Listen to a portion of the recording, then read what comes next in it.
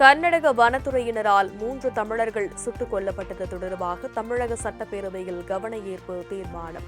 தமிழர்கள் சுட்டுக் கொல்லப்பட்டது தொடர்பாக சிபிஐ விசாரணைக்கு தமிழக அரசு நடவடிக்கை எடுக்க வேண்டும் என திமுக, அதிமுக, காங்கிரஸ், கம்யூனிஸ்ட் உள்ளிட்ட எதிர்க்கட்சிகள் ஓரணியில் நின்று கோரிக்கை.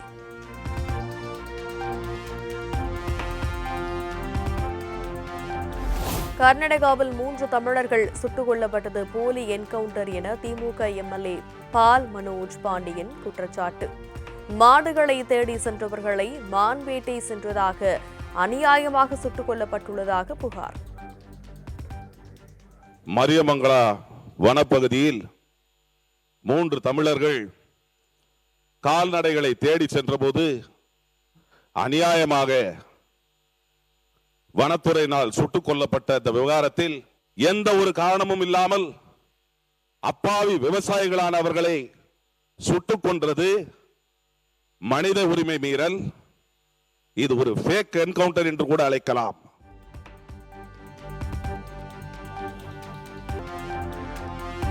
மூன்று தமிழர்கள் சுட்டுக் கொல்லப்பட்டது தொடர்பாக கர்நாடக அரசு நீதி விசாரணைக்கு உத்தரவிட்டுள்ளதாக சட்டப்பேரவையில் அமைச்சர் நிர்மல்குமார் தகவல். கர்நாடக அரசின் நடவடிக்கைகளை தொடர்ந்து கவனித்து அடுத்த கட்ட நகர்வை தமிழக அரசு மேற்கொள்ளும் எனவும் உறுதி. வனத்துறையினர் துப்பாக்கி சூட்டு சம்பவம் குறித்து முறையான நீதி விசாரணைக்கு மாண்புமிகு கர்நாடக முதலமைச்சர் அவர்கள் உத்தரவிட்டுள்ளார். மேலும் விசாரணைக்கு பிறகு உயிரிழந்தவர்களின் குடும்பங்களுக்கு கூடுதல் இழப்பீடு வழங்கப்படும் என்றும் அதற்கான விவரங்கள் இறுதி செய்யப்பட்டு வருவதாகவும் கர்நாடக அரசு உறுதியளித்துள்ளது. கண்டிப்பாக நம்மளுடைய முதல்வர் தரப்பிலும் ஒவ்வொரு விசாரணையும் நம்ம மானிட்டர் பண்ணிட்டே தான் இருக்கோம். மேஜிஸ்ட்ரேட் தலைமையிலான விசாரணையும் நடைபெற்று வருகிறது. இது கொடுத்த டெவலப்மெண்ட்ஸை பார்த்துட்டு அது கொடுத்து ஏதாவது தேவைப்படும் என்றால் நம்ம அடுத்த கட்ட நடவடிக்கை கொடுத்து நம்ம செய்வோம்.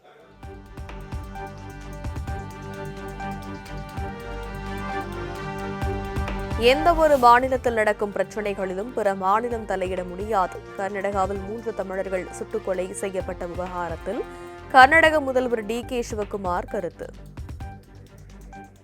Own states have own problem. They should also know that we know how to protect our state. Let they do their job, we will do our job. I don't want to interfere with their administration. We have to protect our whatever the sanctity is there of our state.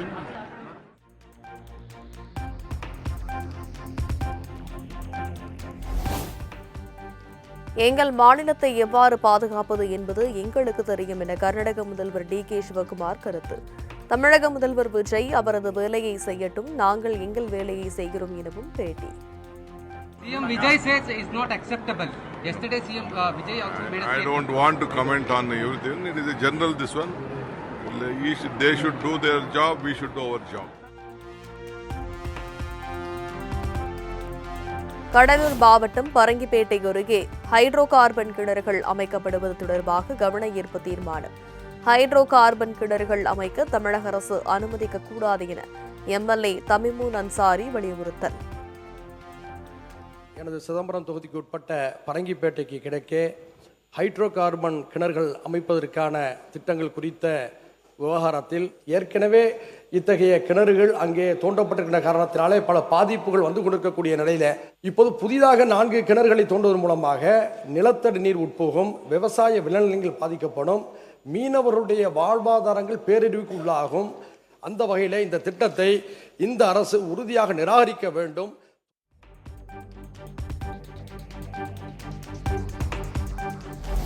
Cuddalore மாவட்டம் பரங்கிப்பேட்டை அருகே ஏற்கனவே உள்ள 4 hydro carbon கிணறுகள் திமுக, அதிமுக ஆட்சிகளில் அனுமதிக்கப்பட்டவை என சுற்றுச்சூழல் துறை அமைச்சர் ராஜு விளக்கம்.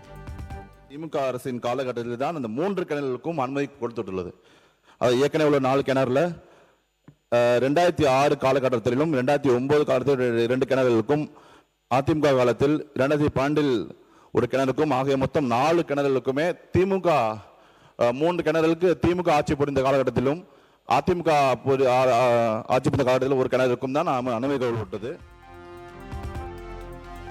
மக்களை பாதிக்கும் எந்த திட்டத்திற்கும் இந்த அரசு அனுமதிக்கு வழங்காது எனவும் திட்டவட்டம். மீன்வளத்தை பாதிக்கக்கூடிய, சுற்றுச்சூழலை பாதிக்கக்கூடிய எந்த திட்டமாக இருந்தாலும் நம் முதலமைச்சர் தலைமையிலான இந்த அரசு ஒருபோதும் அனுமதிக்காது என்பதை இந்த வாயிலாக நான் கூறிக்கொள்கிறேன். நன்றி.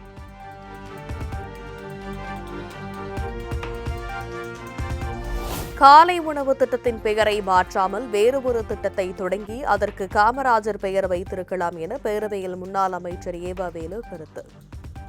முதலமைச்சர் காலை உணவு திட்டம் நான் கேட்க விரும்புவது, அந்த காலை உணவு திட்டத்தை மாற்றி காமராஜர் பெருந்தலைவர் பெயரை வைக்க வேண்டிய அவசியம் என்ன? முதலமைச்சரிடத்தில் சொல்லி ஒரு புதிய திட்டத்தை உருவாக்கி காமராஜர் பெயரை வையுங்கள், நாங்கள் வரவேற்றே பேசுவோம். காலை உணவு திட்டத்திற்கு காமராஜர் பெயரை விட பொருத்தமான பெயர் இந்த உலகிலேயே இல்லை என அமைச்சர் ராஜ்மோகன் பதிலடி. இந்த காலை உணவு திட்டம் பத்தி அவர் சொன்னாரு, அது 203 கோடியே 72 லட்சம் ரூபாய் செலவில் பெருந்தலைவர் காமராஜர் காலை உணவு திட்டமாக விரிவாக்கம் செய்யப்பட்டிருக்கிறது. ஒரு குறிப்பிட்ட வகுப்பில் இருந்து பல்லாயிரக்கணக்கான குழந்தைகளுக்கு காலை உணவு விரிவாக்கம் செய்யப்பட்டு மேம்படுத்தப்பட்டிருக்கிறது. நான் சொல்வேன், இந்த திட்டத்திற்கு காமராஜர் பெயரை விட பொருத்தமான பேர் உலகத்திலேயே கிடையாது என்பதை உறுப்பினருக்கு தெரியும்.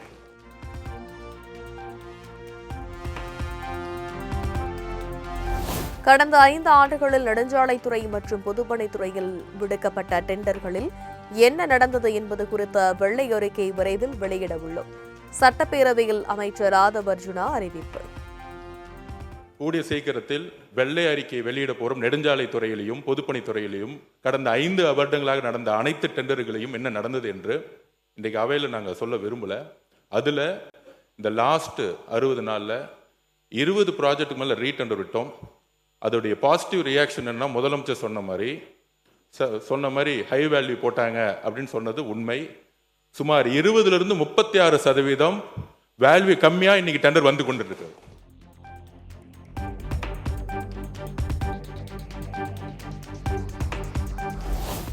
முதலமைச்சர் அறையை மாற்றுவதற்காக வெளியிடப்பட்ட டெண்டர் இன்னும் முடிவாகவில்லை. முதலமைச்சருக்கு புதிய அறை அமைக்க விடுக்கப்பட்ட டெண்டரில் முறைகேடு நடந்துள்ளதாக முன்னாள் அமைச்சர் ஏவா வேலு பேசியதற்கு அமைச்சர் ஆதவ் அர்ஜுனா விளக்கம். ஒரு புதிய மாற்றத்தை உருவாக்க, ஒரு நியூ ரீஸ்ட்ரக்சருக்காக தன்னுடைய அலுவலகத்தை அனைத்து அதிகாரிகளுக்கும் ஒரு நல்ல வசதியான இடம் வேண்டும் என்கின்ற ஒரு உணர்வுடன் தான் தன்னுடைய அலுவலகத்தை அவரை சுத்தி கிட்டத்தட்ட 80 பேர் உட்கார்ந்து வேலை பார்க்கும்போது அங்க சரியான கழிவறை வசதி கூட கிடையாது. நீங்கள் இப்பொழுதும் போய் பார்க்கலாம். இதற்காக தற்காலிகமாக ஒரு ஏற்பாடுக்காக தான் இந்த இடத்தை மாத்துறாங்களே தவிர.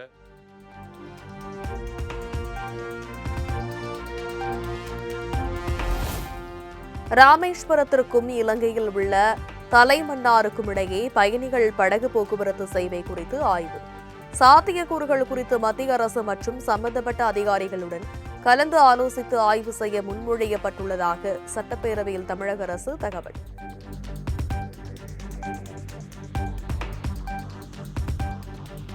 ராமேஸ்வரம் தீவு மற்றும் அதனை சுற்றியுள்ள பகுதிகளில் கடலோர படகு சேவைகளை செயல்படுத்த அரசு முடிவு. சாகர்மாலா திட்டத்தின் கீழ் மத்திய அரசு நிதியுதவியுடன் அக்னி தீர்த்தம் மற்றும் மண்டபத்தில் மிதக்கும் தோணி துறைகள் அமைக்கப்பட்டு வருவதாகவும் சிறு துறைமுகங்கள் துறை கொள்கை விளக்க குறிப்பில் தகவல்.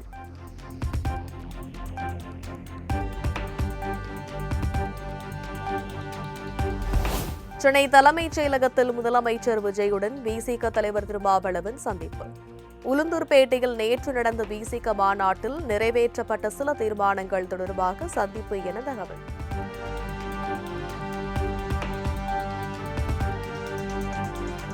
இருபத்தோரு அதிமுக எம்எல்ஏக்களுக்கு எதிரான தகுதி நீக்க நடவடிக்கைகளை கைவிட்டு சபாநாயகர் பிறப்பித்த உத்தரவை எதிர்த்து வழக்கு. தகுதி நீக்க நடவடிக்கையை கைவிட்டதில் என்ன தவறு உள்ளது என சென்னை உயர்நீதிமன்றம் கேள்வி.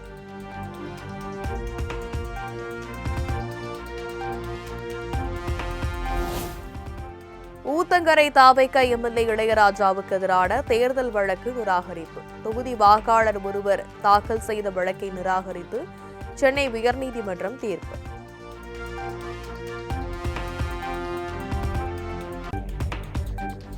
சென்னை ஆழ்வார்பேட்டை, எர்ணாவூர், விருகம்பாக்கம், ராஜமங்கலம் உள்ளிட்ட பகுதிகளில் வருமான வரித்துறையினர் சோதனை.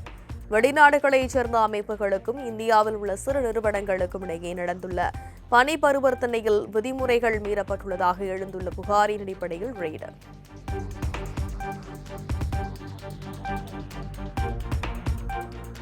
சென்னையில் 22 கேரட் ஆபரண தங்கத்தின் விலை சவரனுக்கு 180 ரூபாய் உயர்ந்து 1,14,320 ரூபாய்க்கு விற்பனை. கிராம் ஒன்றுக்கு 20 ரூபாய் உயர்ந்து 14,290 ரூபாய்க்கு விற்பனையாகிறது.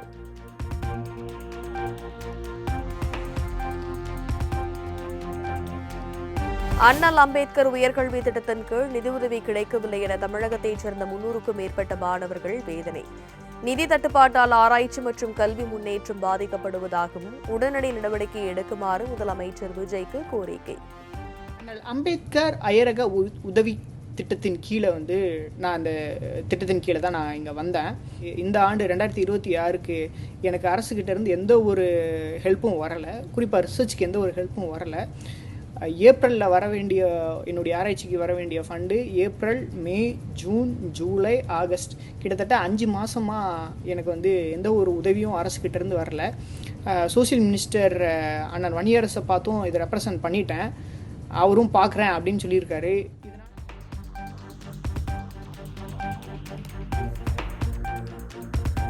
சென்னை தேனாம்பேட்டையில் 50 ஆண்டுகள் பழமை வாய்ந்த மரம் முறிந்து விழுந்ததால் போக்குவரத்து பாதிப்பு. ஆள் நடமாட்டம் குறைவாக இருந்ததால் பெரும் விபத்து தவிர்க்கப்பட்ட நிலையில் முறிந்த கிளைகளை அப்புறப்படுத்திய தீயணைப்பு துறையினர்.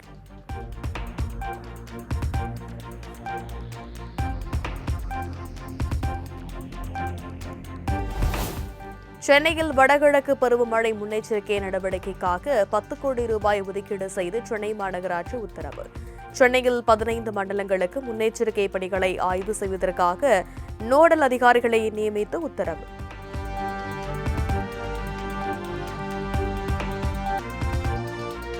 சேலம் மாவட்டம் மேட்டூர் அணைக்கு நீர்வரத்து 12,350 கன அடியாக அதிகரிப்பு. குடிநீர் தேவைக்காக அணையிலிருந்து வினாடிக்கு 2,000 கன அடி நீர் வெளியேற்றம்.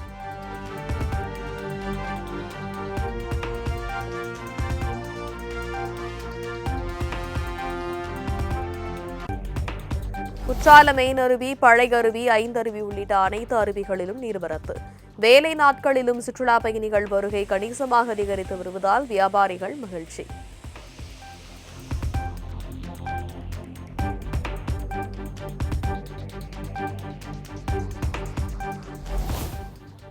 அரசு பேருந்து நடத்துனர் பணிக்கு வடமாநில தொழிலாளர்களை பணியமர்த்தும் வகையில் போடப்பட்ட ஒப்பந்தத்தை எதிர்த்து போக்குவரத்து ஊழியர் சங்கத்தினர் அதிகாலையில் ஆர்ப்பாட்டம். தமிழர்களின் வேலை வாய்ப்பை பறிக்கும் வகையிலான ஒப்பந்தத்தை திரும்ப பெறுமாறு முழக்கம்.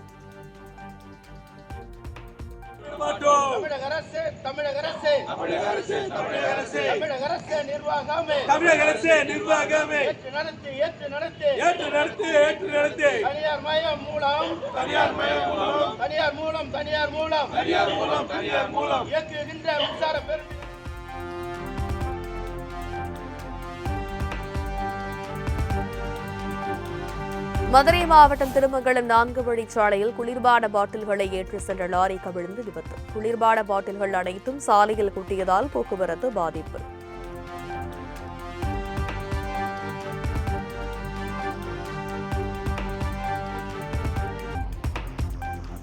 சென்னை பெரும்பாக்கத்தை அடுத்த நூக்கம்பாளையம் பகுதியில் முட்புதருக்குள் இருந்து குழந்தை அழுவது போல சத்தம் கேட்பதாக பொதுமக்கள் குற்றச்சாட்டு.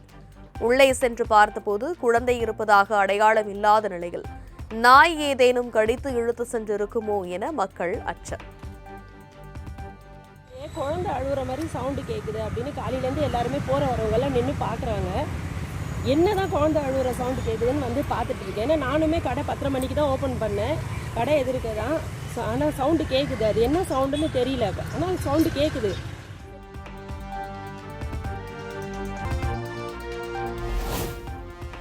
நெல்லை மாவட்டம் திருக்குறுங்குடி நம்பிக்கோவில் மலைப்பகுதியில் யானைகள் நடமாட்டம் இருப்பதாக தகவல். களக்காடு பகுதியில் நீர்நிலைகளில் குளிப்பதற்கு தடை விதித்து வனத்துறை அறிவிப்பு.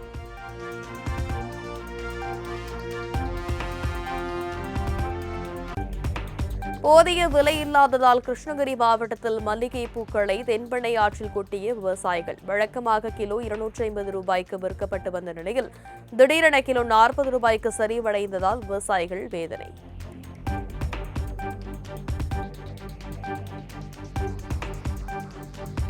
சிவகாசி மாநகராட்சிக்குட்பட்ட குப்பை கிடங்கில் தீ விபத்து. வானுயர புகைமூட்டம் எழுந்த நிலையில் சுவாச கோளாறு, கண் எரிச்சல் உள்ளிட்ட பிரச்சினைகளால் பொதுமக்கள் அவதி.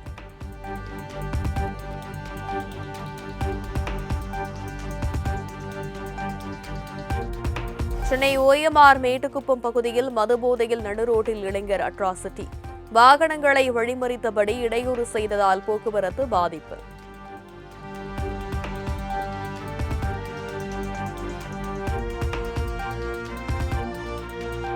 தஞ்சாவூர் மாவட்டம் ஆடுதுறை மாமரத்து மகாமாரியம்மன் கோயில் விழா கோலாகலம். ஏராளமான பக்தர்கள் பால் குடங்கள் எடுத்தும் அலகு குத்தியும் காவடி எடுத்தும் தீ மிதித்தும் நேர்த்திக்கடன்.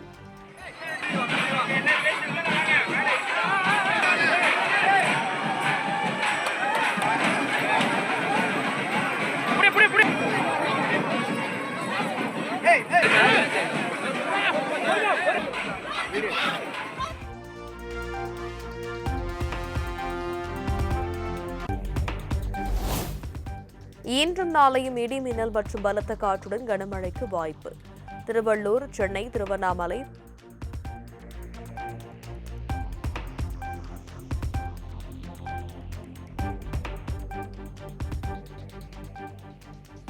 புதுச்சேரி மாநிலத்தில் ரேஷன் அட்டையுடன் ஆதார் எண்ணை இணைக்காவிட்டால் உதவித்தொகை நிறுத்தப்படும் என அறிவிப்பு. ஆகஸ்ட் 21ஆம் தேதிக்குள் நியாய விலை கடைகளில் மொபைல் எண்ணை ஆதாருடன் இணைக்குமாறு புதுச்சேரி அரசு அறிவுறுத்தல்.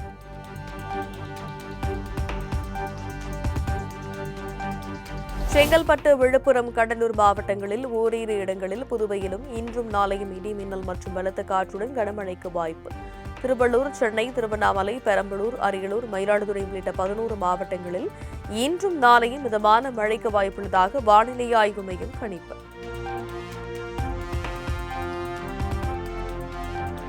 ஜார்க்கண்டில் மாணவர்களின் போராட்டத்திற்கு பணிந்த மாநில அரசு பணிக்காக நடத்தப்பட்ட தேர்வுகள் ரத்து செய்யப்படுவதாக அறிவிப்பு.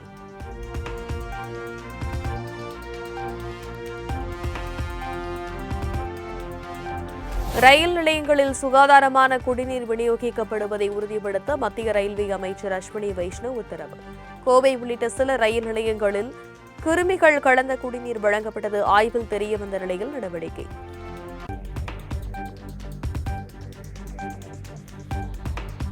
முதல் மனைவியை விவாகரத்து செய்யாமல் இரண்டாவது திருமணம் செய்து கொள்ளும் அசாம் அரசு ஊழியர்களுக்கு 20% சம்பள குறைப்பு. பிடித்தம் செய்யப்படும் ஊதியம் முதல் மனைவியின் வங்கிக் கணக்கில் செலுத்தப்படும் என அசாம் முதலமைச்சர் ஹிமந்த பிஸ்வ சர்மா அறிவிப்பு.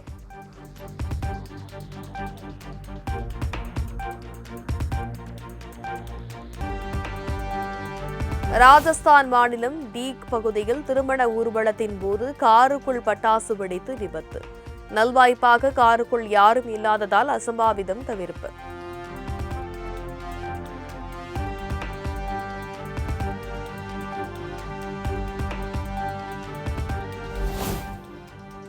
இலங்கையின் நியமகம்தோர பகுதியில் குடியிருப்பு பகுதியில் சுற்றித் திரிந்த நாய்க்குட்டியை கவ்விச் சென்ற சிறுத்தை.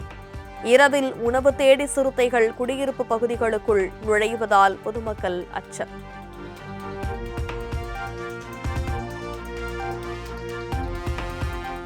தன்னை காண வந்த குட்டி ரசிகரிடம் அனுமதி கேட்டு முத்தமிட்ட நடிகர் அஜித் குமார். இணையத்தில் பரவி வரும் வீடியோ.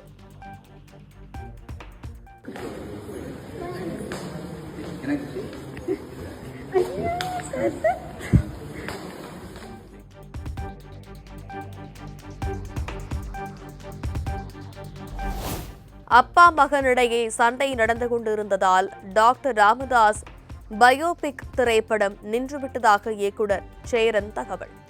ராமதாஸ், அன்புமணி தற்போது சேர்ந்து விட்டனர். ஆனால் படம் எடுக்கத்தான் ஆள் இல்லை என்றும் வேதனை.